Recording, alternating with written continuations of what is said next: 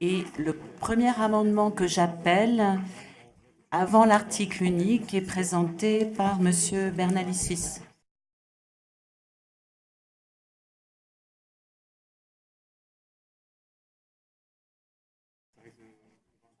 Merci Madame la Présidente. Alors ce premier amendement, il n'est pas très compliqué. Il s'agit de mettre en place un chapitre qui s'appellerait Renforcement de la place et des droits des députés, des groupes d'opposition et des groupes minoritaires, afin d'encadrer notre suite d'amendements dans un chapitre plus parlant.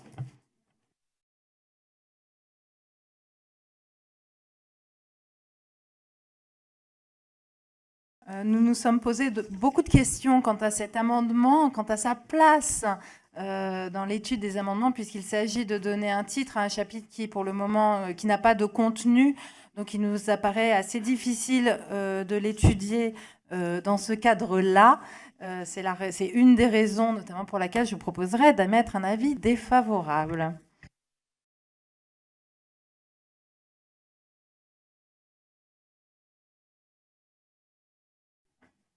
Je comprends l'argumentation, mais on ne peut pas préjuger des votes à venir et il y a une certaine cohérence, en tout cas, à ce que nous avons présenté, dans ce sens où nous vous présentons des propositions cohérentes dans leur ensemble, qui font sens, et c'est pourquoi nous avons déposé cet amendement et la série qui vient, mais nous aurons tout le loisir, évidemment, de réamender si, le cas échéant, nous avions à préciser le texte.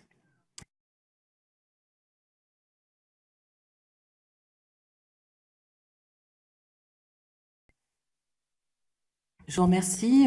Je vais mettre cet amendement au vote. Je vais le soumettre à votre vote avec un avis défavorable de Madame la rapporteure. Qui est pour? Qui est contre? L'amendement est rejeté. Nous en venons à l'article unique avec l'amendement numéro 13 présenté par Madame Obono.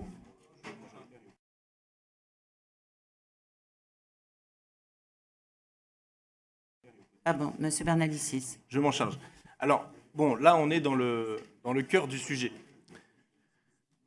Nous proposons qu'il y ait une augmentation du nombre de membres du bureau et qu'il puisse y avoir finalement deux collèges. Un collège pour la majorité, qui aurait la majorité, la moitié des membres du bureau, et un collège pour les groupes minoritaires et d'opposition. De sorte à ce qu'il y aurait donc 3 vice-présidents d'un côté, 2 questeurs et 6 postes de secrétaire pour la majorité, et 3 postes de vice-président, 2 questeurs et 6 postes de secrétaire pour les oppositions. Nous proposons également que s'il y a des difficultés pour pourvoir tous les postes, si tous les groupes ne peuvent pas être représentés, qu'il soit alors procédé à un tirage au sort. Là, dans le cas actuel de notre Assemblée, nous n'y serions pas confrontés puisqu'il y a suffisamment de postes dans le bureau que l'on propose pour que tout le monde y soit correctement représenté. Mais comme on ne fait pas des changements du règlement uniquement pour nous-mêmes, mais pour l'avenir, je rejoins ce qui a été dit par Monsieur Lagarde à ce sujet, nous proposons effectivement qu'il y ait ce tirage au sort, puisque mathématiquement, si vous faites 289 membres divisé par 15, vous pouvez avoir plus de 20 groupes d'opposition. Alors je ne sais pas si la majorité va finir avec 20 groupes d'opposition à la fin de la mandature, mais je préfère qu'on anticipe ce genre de situation. Merci. Monsieur Lagarde, puisque nous avons 2 amendements qui sont soumis à une discussion commune. Donc, Monsieur Lagarde. Oui, merci Madame la Présidente. L'amendement, de façon très simple, vise à permettre, d'une part, qu'il y ait une répartition calculée en fonction du système de points au sein du bureau. Je rappelle que le bureau comprend un certain nombre de membres de notre Assemblée, le président de l'Assemblée nationale, les présidents de groupe, les vice-présidents de commission, et puis les vice-présidents et les secrétaires. 6 vice-présidents, 12 secrétaires de mémoire. Et le bureau est amené à prendre beaucoup de décisions au nom de l'Assemblée nationale. Et l'amendement vise simplement à ce que chaque groupe puisse avoir, hors calcul des points, donc on maintient l'équilibre majorité, opposition, au pluriel, opposition, dans le bureau de l'Assemblée nationale, mais qu'on puisse effectivement avoir un système permettant à chaque groupe politique de présider la séance pour les raisons que j'évoquais tout à l'heure, et l'expérience montrant que la participation aux décisions et à la gestion de notre maison n'est pas la même, et ce n'est pas la gestion matérielle, c'est la gestion politique, n'est pas la même lorsqu'on a un vice-président de l'Assemblée nationale ou lorsqu'on n'en a pas. Je voudrais préciser un élément, parce que à l'extérieur, ici évidemment ça ne pourrait pas se survenir, à l'extérieur on fantasme souvent sur ce type de fonction. Dans notre esprit, il n'est pas question d'ajouter des postes avec les avantages afférents aujourd'hui. Je veux dire par là que les moyens donnés au vice-président en plus que ceux donnés aux députés ne sont pas tous nécessaires. Là encore, j'ai exercé ces fonctions pendant 4 ans, et l'indemnité supplémentaire n'est pas indispensable. Donc il ne s'agit pas de réclamer que plus de gens bénéficient de moyens supplémentaires, simplement que chaque groupe politique ait la chance, je parle de là pour éviter qu'on parte sur les économies à réaliser dans cette maison, mais que chaque groupe puisse disposer effectivement de la possibilité de disposer d'un président, d'un vice-président, c'est-à-dire de présider la séance. Je vous remercie.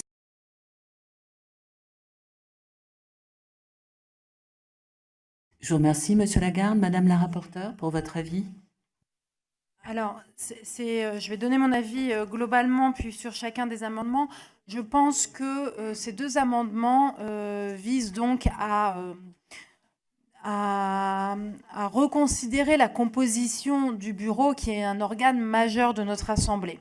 Je ne pense pas que le biais choisi donc par voie d'amendement dans le cadre de cette modification de résolution soit le bon. Nous avons, comme nous l'avons dit, des groupes de travail qui vont travailler justement sur toutes ces questions de travail législatif, d'organisation de l'Assemblée, de droit de l'opposition.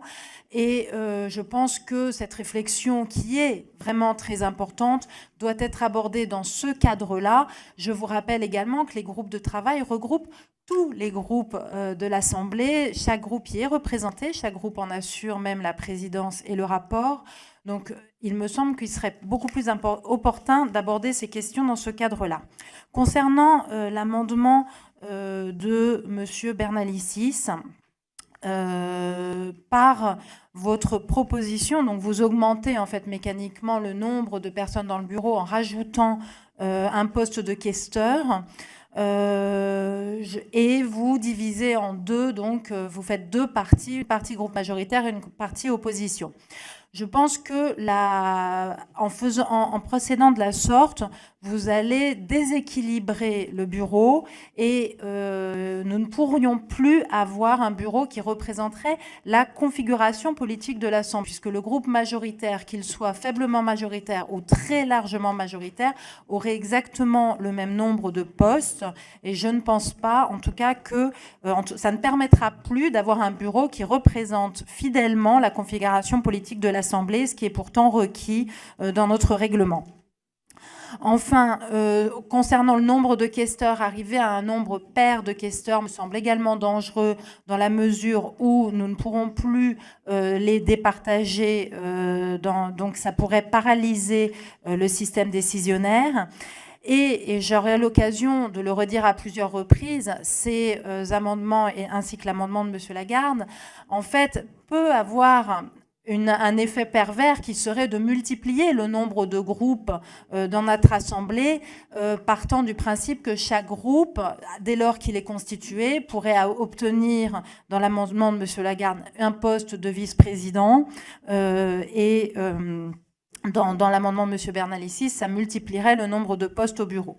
Donc pour toutes ces raisons, je suis opposée. J'entends l'argument de M. Lagarde concernant le coût financier, parce qu'effectivement, dans un moment où les 3 questeurs ont indiqué qu'il s'agissait d'être très attentif au budget de l'Assemblée nationale, il ne me semble absolument pas opportun de créer des postes de questeurs ou de vice-présidents qui entraînent des coûts nécessaires, même si effectivement vous avez d'ores et déjà indiqué que les avantages annexes ne serait pas forcément accordée à ces vice-présidences. Il n'en demeure pas moins qu'aujourd'hui, dans le cadre de notre travail, nous ne pourrions pas décider de ces avantages annexes. Donc je vous propose, j'émets un avis défavorable à ces 2 amendements.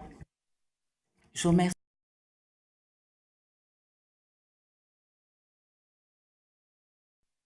Je vous remercie, Madame Kamowski.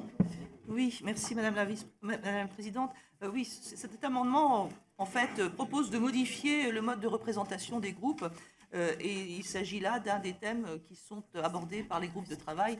Donc, même si les propositions permettent de réfléchir et de se poser effectivement certainement les bonnes questions, ce sont nos collègues qui vont plutôt nous proposer les résultats de leur réflexion et à ce moment-là, nous pourrons effectivement disons de façon plus cohérente et plus globale, réfléchir sur ces propositions. J'aurais quand même quelques remarques.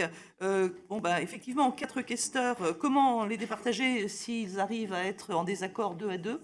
Cela donnerait d'ailleurs un pouvoir de fait renforcé au président, qui serait le seul à pouvoir déterminer la majorité. Est-ce que c'est ce que nous voulons renforcer ? La question peut se poser. Sur la répartition en 2 groupes majoritaires et minoritaires ou opposition, on en vient à une gestion quasi paritaire de l'Assemblée nationale où le fait majoritaire n'a plus sa place. Donc cela aussi, ça remet en question beaucoup de choses. Eh bien oui, je sais bien que c'est ça, mais effectivement, est-ce que c'est ce que nous voulons ? Et c'est peut-être comme ça qu'il faut aussi y penser. Il n'y a d'ailleurs pas d'exemple dans notre démocratie d'assemblée délibérative, à ma connaissance, composée par un nombre pair de membres. Parce que bien évidemment, du coup, ça donne toujours préséance à la voix du président. Est-ce que c'est aussi la bonne solution ? On peut aussi réfléchir, il y a une proposition aussi de tirage au sort pour désigner les groupes qui pourraient présenter des candidats. Je ne suis pas certaine que un tirage au sort soit plus démocratique que la désignation du plus jeune ou du plus âgé qui est de tradition dans nos assemblées. C'est juste des remarques pour l'instant, puisque de toute façon, le groupe La République En Marche ne votera pas cet amendement. Oui.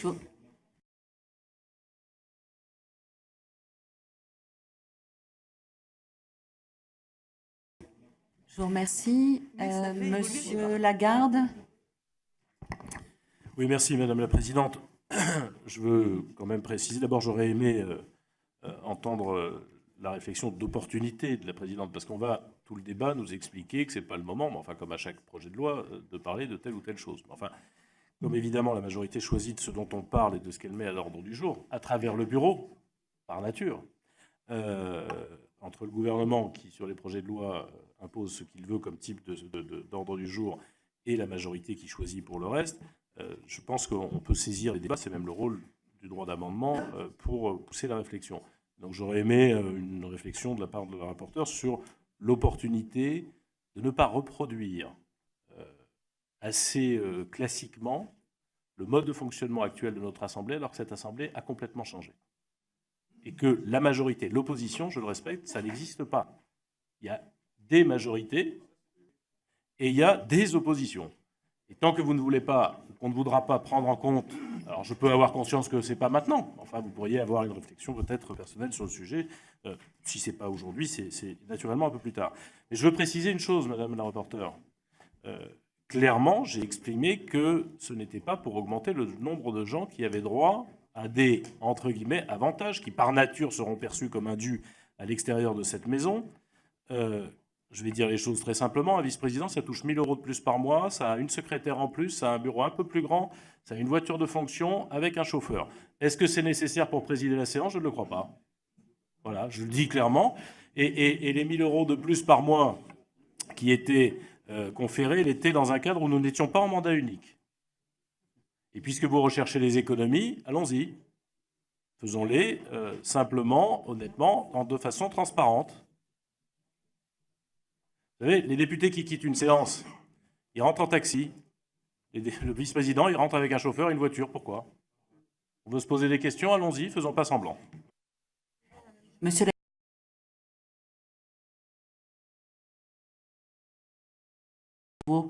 du fonctionnement de notre Assemblée. Madame Untermaier.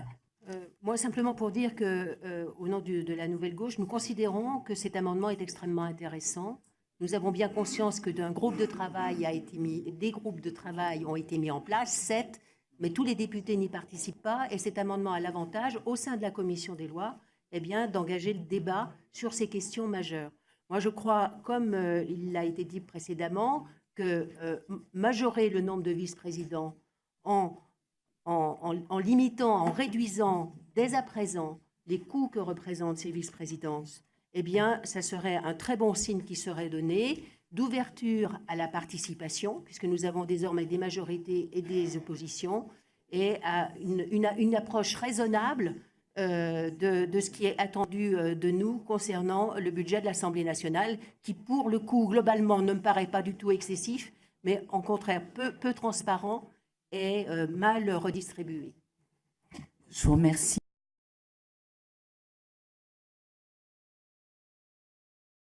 Merci, Monsieur Bernalicis.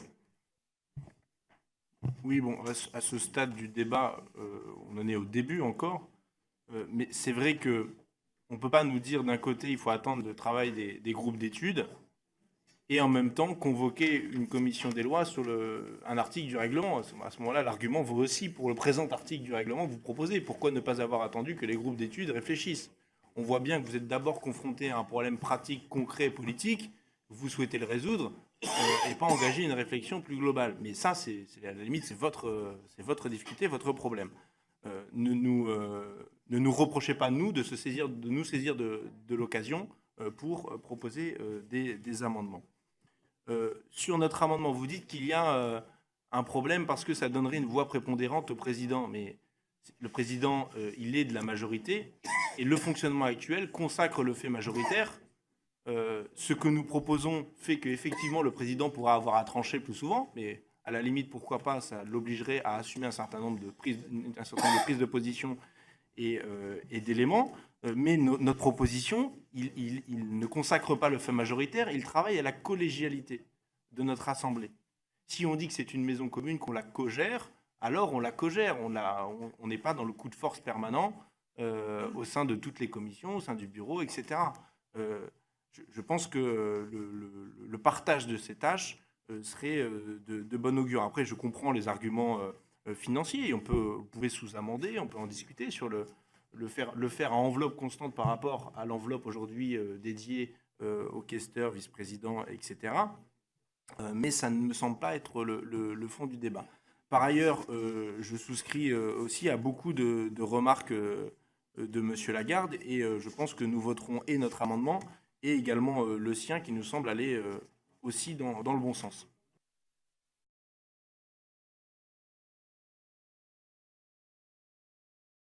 Merci, Madame la rapporteure. Je crois, Monsieur Lagarde, avoir été assez longue dans mes explications et ne pas m'être bornée à simplement vous renvoyer au groupe de travail lancé par le président de l'Assemblée nationale. Concernant le fond, vous omettez une chose très importante, c'est que si l'on attribue un poste de vice-président à chaque groupe présent dans cette Assemblée, on est obligé mécaniquement, si on souhaite conserver au groupe majoritaire la majorité du bureau, d'augmenter également le nombre de secrétaires, le nombre éventuellement de questeurs, etc. Si vous voulez vous retrouver à un bureau à 50 qui est complètement paralysé, c'est un choix. Mais disons que ça pose tout de même un problème qui m'apparaît comme évident, et je ne pense pas que ce soit le lieu de trancher un débat qui est réel.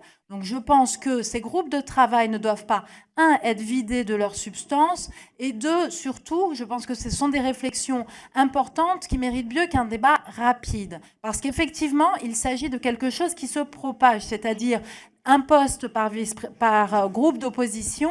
Cela signifie de s'interroger effectivement sur quel est le rôle de l'opposition, quelle place dans les instances de l'Assemblée. Je ne pense pas que toutes ces questions soient traitées via votre amendement. C'est la raison pour laquelle je maintiens mon avis défavorable.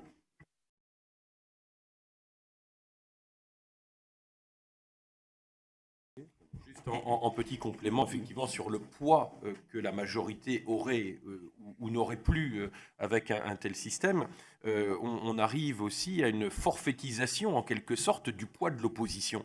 En gros, il y a un droit de tirage pour un poste de VP par groupe minoritaire en faisant fi du poids de ces groupes d'opposition ou minoritaires. Il faut quand même le préciser. Moi, je veux bien que dans un esprit démocratique, les minorités soient toutes représentées, mais toutes n'ont pas le même poids. Je ne parle pas de la légitimité. Évidemment que la légitimité démocratique est la même. Ce n'est pas le sujet. Qu'on ne me fasse pas dire ce que je n'ai pas dit. Mais entre un groupe qui a une centaine, prenez au hasard les Républicains aujourd'hui, et un groupe qui a entre 15 et 20 députés, il me semble que là, le poids n'est pas tout à fait le même. Et on ne peut pas se contenter d'un forfait qui serait attribué avec une espèce de droit de tirage. Donc ça nécessite effectivement une réflexion beaucoup plus approfondie qui dépasse le cadre de ce matin naturellement. Je vous remercie. Je crois que chacun a pu s'exprimer. Je vais mettre aux voix l'amendement numéro 13, CL13, avec un avis, je rappelle l'avis défavorable de Madame la rapporteure, qui est pour, qui est contre. L'amendement est rejeté. Le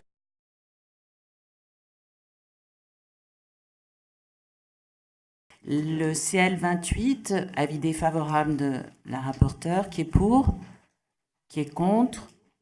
L'amendement est rejeté.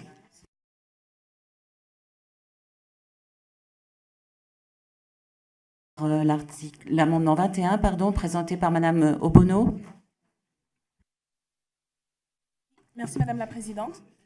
Alors, il s'agit d'un amendement qui consiste à établir la parité exacte au sein des instances de l'Assemblée nationale, même si on constate avec cette mandature enfin un relèvement du nombre de femmes à l'Assemblée nationale et au bureau.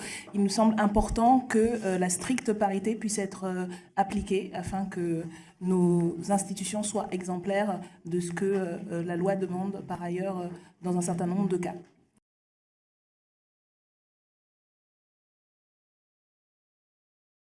Je vous remercie, Madame Obono. Madame la rapporteure.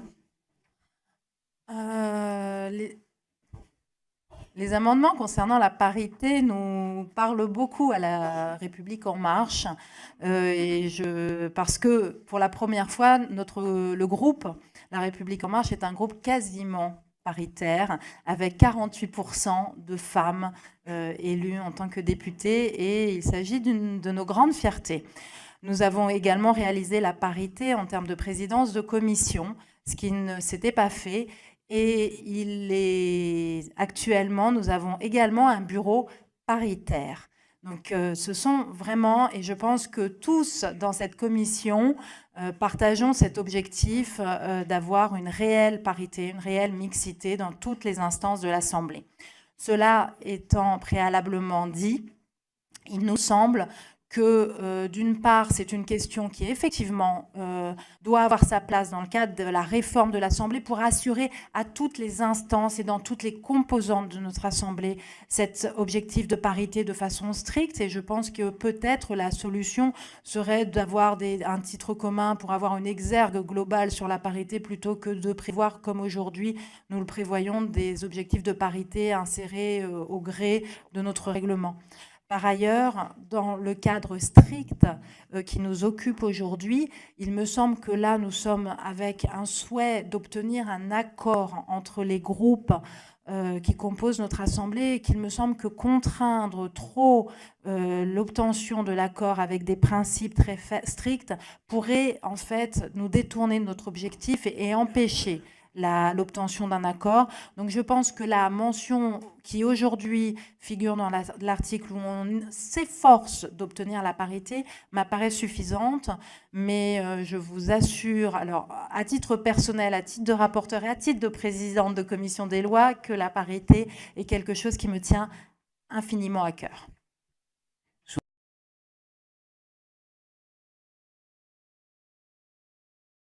Monsieur Gosselin.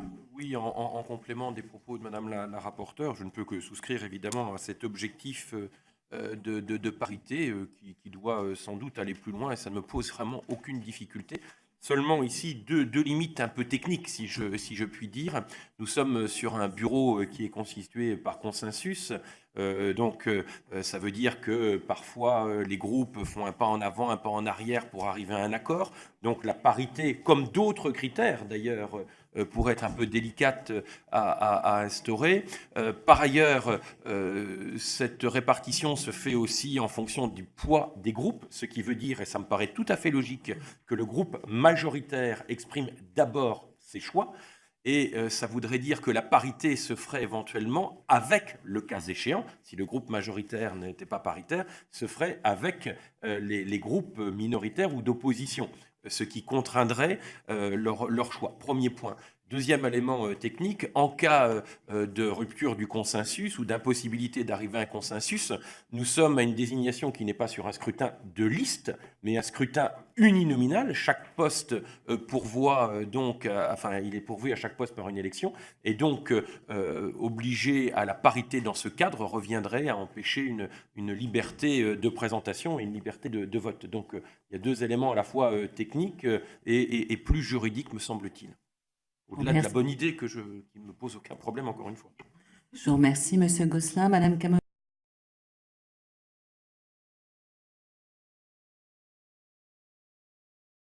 Ça fait partie des sujets où il y a un point d'accord et où finalement on va attendre. Non, mais je le dis, on pourrait gagner un peu de temps et se concentrer sur des points de désaccord, de non-consensus pour le moment, mais voilà, je le déplore. Par ailleurs, juste parce que quand même, il faut que quelqu'un le dise, quand j'entends du côté de LR que c'est une bonne idée, mais les femmes seraient un frein au consensus... Non mais non. Sérieusement, soit on se discipline et on s'astreint à des règles, dont celle que nous venons d'évoquer, d'avoir un objectif de parité. Et il ne faut pas dire que ce serait un frein à un consensus ou la liberté de je ne sais quoi. Voilà. Sinon, à la fin, effectivement, on retombe dans les mêmes travers que d'habitude, où ce sont finalement des hommes qui occupent les postes. Voilà. Donc je le dis. Donc, pour moi, cet argument ne vaut pas.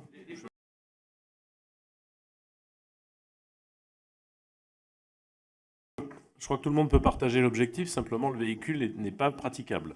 Je m'explique, et j'invite la majorité à y réfléchir. Si vous voulez une parité complète sur toutes les instances de l'Assemblée nationale, ce qui serait parfaitement louable, il faut changer le mode d'élection et n'avoir qu'un mode d'élection qui soit se retrouve être celui que nous avons départemental, binominal, soit être une proportionnelle intégrale. Puisque, je suis désolé, mais partout où on a instauré la parité sans vous attendre, c'est dans les conseils municipaux, c'est dans les conseils régionaux, c'est dans les conseils départementaux, et nous avons en parallèle imposé la parité dans l'Assemblée. Et vous ne pouvez le faire que par un scrutin de liste ou par le scrutin binominal. Parce que sinon, vous vous retrouvez avec demain un groupe composé exclusivement de femmes, exclusivement d'hommes, ou qui n'aurait qu'un ou deux, ça nous est arrivé par le passé. Et c'est le résultat des électeurs. Ce n'est pas le résultat du choix d'un parti politique. Lorsqu'on a présenté, je parle de mon parti politique, on a présenté autant d'hommes que de femmes.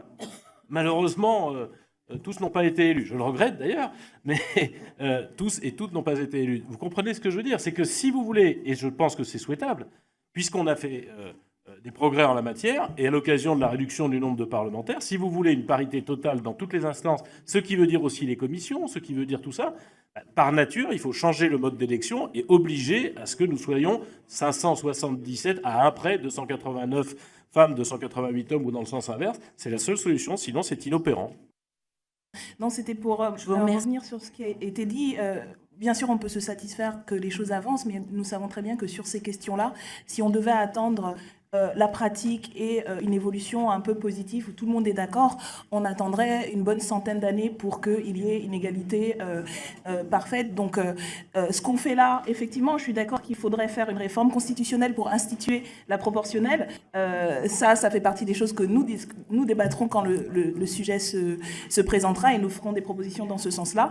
Mais ici, nous discutons de l'Assemblée nationale, de ses instances, et il nous semble, sans que ce soit un carcan insurmontable, que proposer la parité et faire en sorte qu'au consensus, il puisse y avoir autant de femmes que d'hommes dans nos institutions et dans nos instances n'est pas quelque chose d'insurmontable et qu'on pourrait le décider dès maintenant et faire accélérer le mouvement. Je voulais juste vous rappeler à tous qu'il s'agit aussi beaucoup de pratiques et que notre bureau est paritaire actuellement parce qu'il s'agissait d'une volonté forte de notre mouvement, que les présidences de commission sont paritaires et que même si effectivement le choix final revient aux électeurs, quand on donne des investitures aux femmes dans des circonscriptions gagnables, on atteint pour La République En Marche 48% de députés femmes et pour la France Insoumise 41%. Pour le MoDem, 36%. Voilà. Et effectivement, les constructifs, vous êtes à 23% de femmes. Donc peut-être qu'il faut aussi vous interroger sur le choix des circonscriptions plus que sur le mode de scrutin.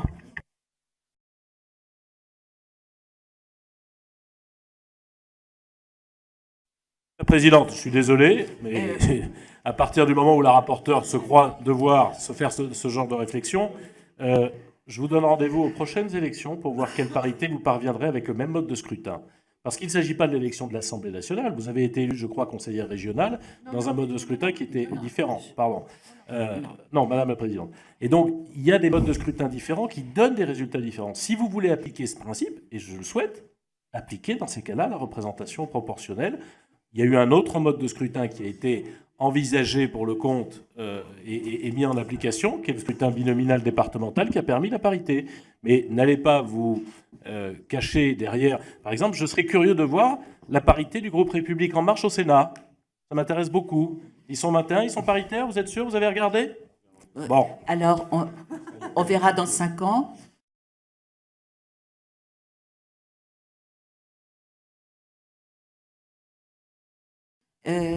On va mettre aux voix, je vais mettre aux voix cet amendement qui a reçu un avis défavorable de Madame le rapporteur, qui est pour, qui est contre. L'amendement est rejeté.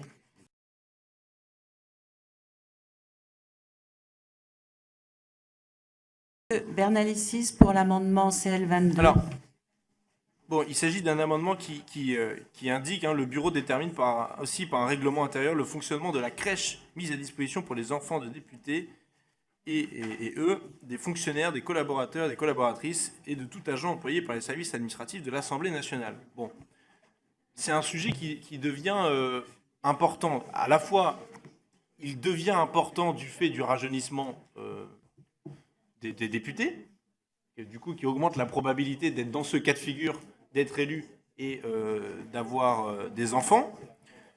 Vous connaissez toutes et tous le rythme de l'Assemblée nationale et la difficulté aussi pour s'organiser sur les modes de garde. Et à l'Assemblée nationale, c'est quand même assez extraordinaire. C'est-à-dire il y a un salon de coiffure, il y a un bureau de poste, il y a une salle de sport, on est pris en charge d'une partie de nos transports. Qu'est-ce qu'on a encore? Il y a la buvette, les restaurants.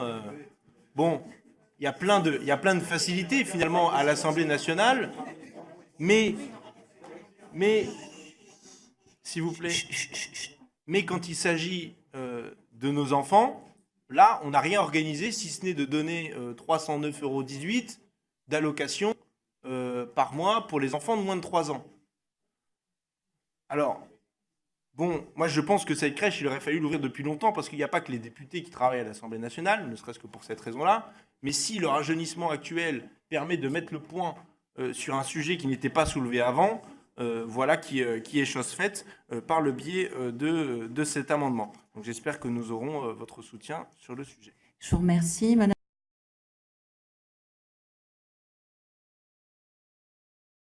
Merci, Madame la rapporteure. Alors en fait, vous n'aurez pas mon soutien, Monsieur Bernalicis, sur ce sujet. Il ne s'agit pas de mes enfants. Il s'agit plutôt d'un problème qui concerne beaucoup de monde à l'Assemblée, députés, collaborateurs, etc. Plusieurs points. D'une part, cela ne relève pas du règlement. Et c'est d'ailleurs pas la raison pour laquelle, mais en tout cas, la preuve en est que en fait, le nouveau collège de questeurs a donné instruction au service de l'Assemblée de procéder à une évaluation des besoins en la matière et à faire une étude de projet. Donc celle-ci est en cours. Je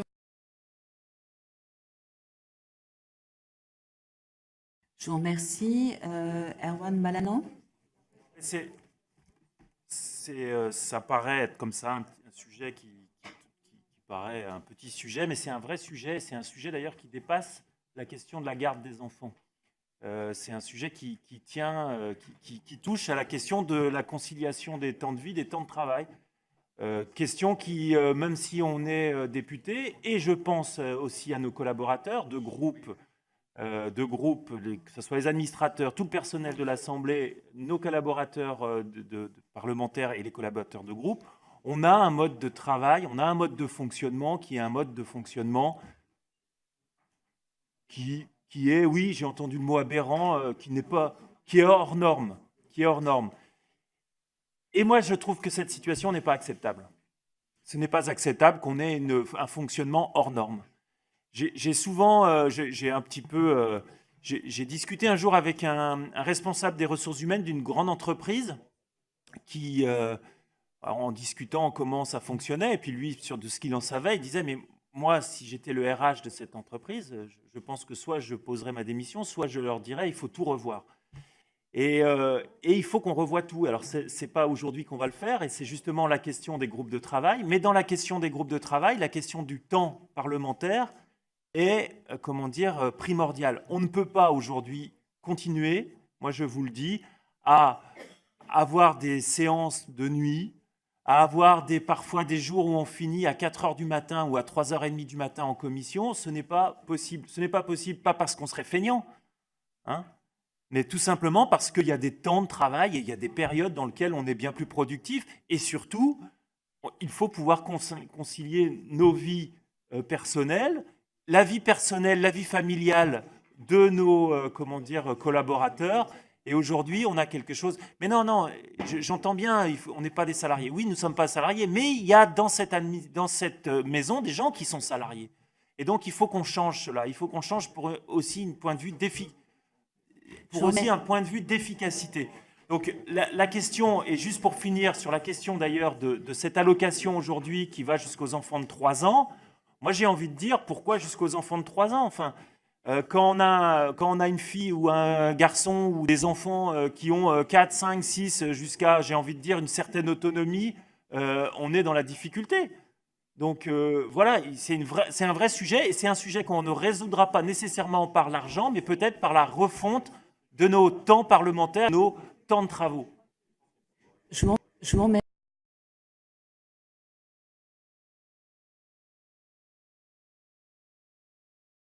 Merci Madame la Présidente. Rapidement, par rapport aux remarques de Madame la rapporteure, sur le fait qu'il y a déjà une indemnité, il nous semble que ce n'est pas contradictoire de proposer justement une pluralité de modes de gestion et d'organisation, qu'il peut y avoir une indemnité financière, et en même temps de proposer un espace où on puisse accueillir les jeunes enfants, pas simplement, comme nous le disions, des députés, mais des collaborateurs, collaboratrices, des agents, du personnel, et voir éventuellement d'autres institutions qui se trouvent dans le périmètre de l'Assemblée nationale.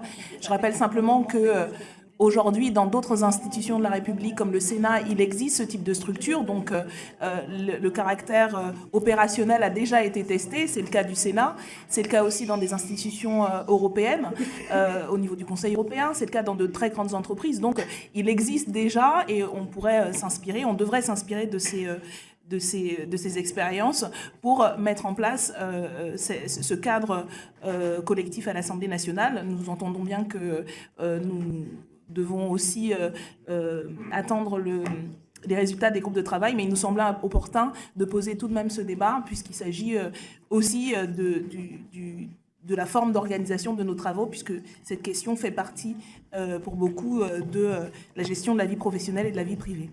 Je vous remercie. Oui.